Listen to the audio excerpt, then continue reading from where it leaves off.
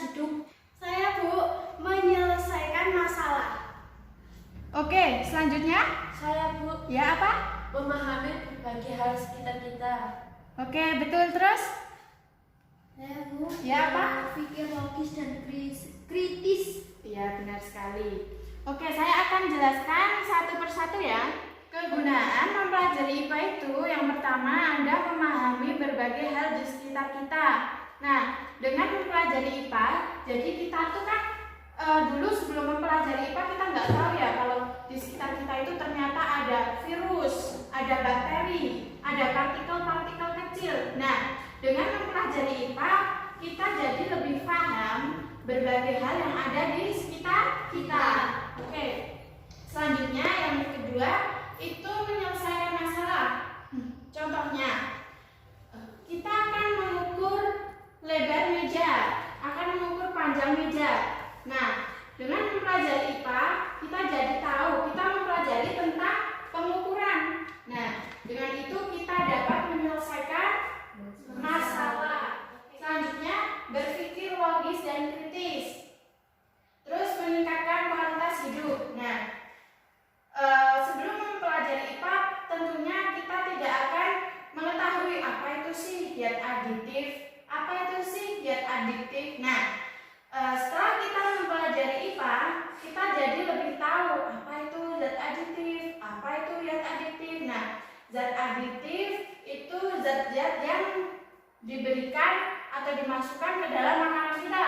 Beda dengan zat adiktif. Kalau zat adiktif itu zat-zat yang menimbulkan kecanduan, contohnya rokok. Nah, dengan begitu sebenarnya kegunaan mempelajari IPA itu jadi demikian kegunaan mempelajari IPA. Paham ya?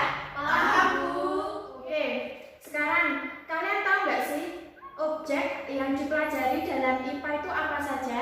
Saya, Bu, seluruh benda yang ada di alam. Ya, benar sekali.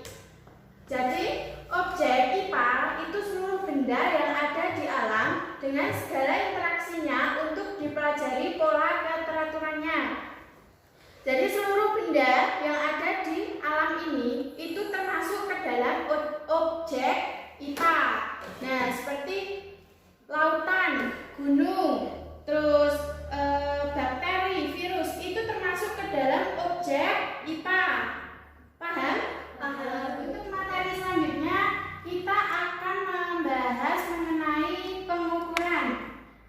Sebelumnya ada yang tahu nggak pengukuran itu apa sih? Saya, Bu, membandingkan. Oke, jadi pengukuran itu merupakan proses membandingkan dengan besaran lain yang sejenis sebagai satuan. Contohnya, kita mengukur meja, kita mengukur kursi, itu termasuk ke dalam pengukuran. Oke, selanjutnya mengenai besaran dan bukan besaran. Nah, besaran itu merupakan segala sesuatu yang dapat diukur. Contohnya ada massa, suhu, tinggi. Nah, itu kan bisa diukur semua.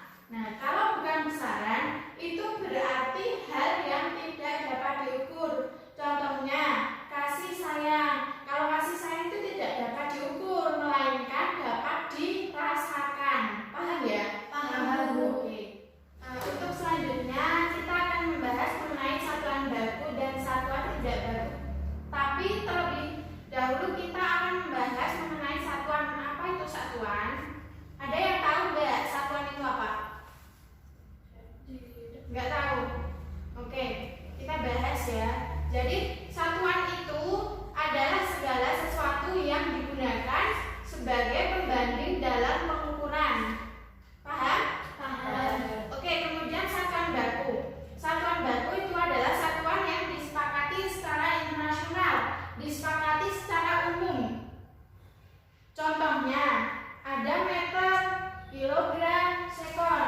Sedangkan satuan tidak baku itu merupakan satuan yang bersifat kedaerahan, tidak bersifat umum. Contohnya itu ada jengkal, ada depa. Terus satuan baku dibuat untuk memudahkan kita dalam berkomunikasi. Paham ya? Satuan baku dan satuan tidak baku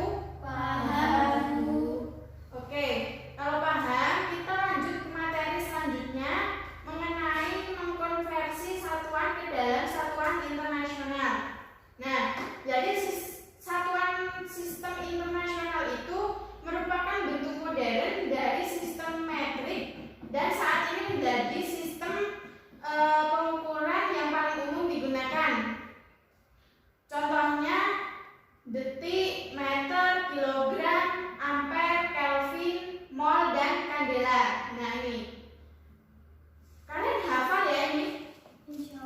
Insya Allah. Oke, kalau begitu ayo kita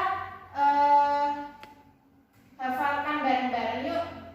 Panjang satuannya apa? Meter. Masa? Kilogram. Waktu? Detik. Detik atau second. Terus arus listrik? Ampere. Suhu? Kelvin. Oke, sekarang kita akan belajar mengkonversikan besaran. Contohnya ya, 1 YB itu setara dengan 0,9144 meter. 1 kilometer setara dengan 10 pangkat 3 meter. Kemudian untuk massa 1 slug itu setara dengan 14,59 kg. Terus 1 amu itu setara dengan 1,66 kali 10 pangkat min 27 kg. Kemudian 1 gram itu setara dengan 10 pangkat min 3 kg. Paham ya? Nah, untuk waktu sendiri 1 jam itu setara dengan 3.600 sekon. Terus 1 hari setara dengan 86.200 sekon. Kemudian 1 tahun setara dengan 3,16 kali 10 pangkat 7 sekon. Paham? Paham. Nah, sekarang kalau sudah paham, buat kelompok masing-masing, satu kelompok 3 anak, kita akan penilaian untuk mata pelajaran pada hari ini. Silakan buat kelompok.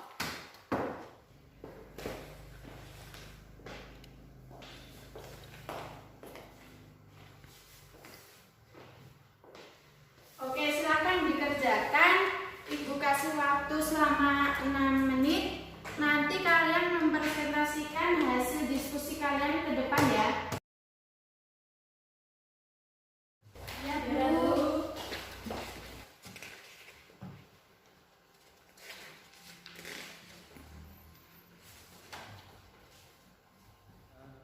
Oke, sudah selesai ya? Sudah, Bu. Oke, kelompok berapa yang akan maju duluan yuk? Kelompok 2. Kelompok 2 yang maju silakan.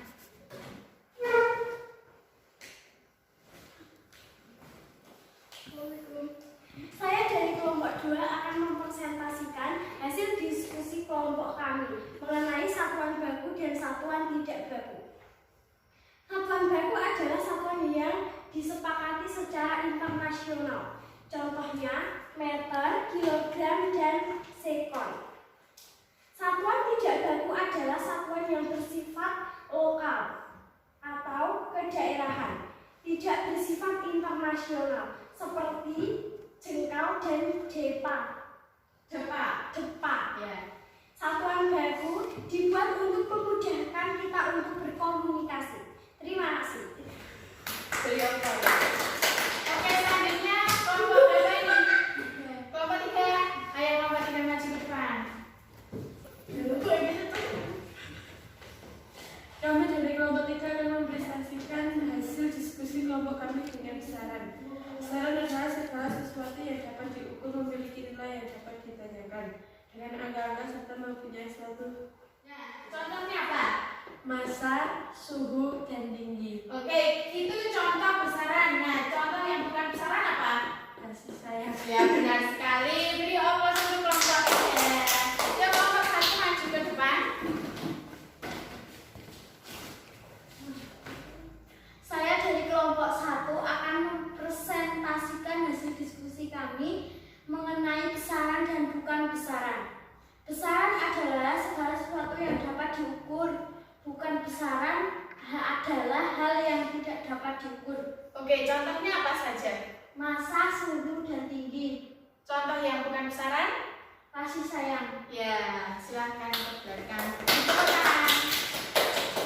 Oke, pembelajaran kita sampai di sini. Ada yang dapat menyimpulkan pembelajaran kita pada pagi hari ini apa? Nah, jadi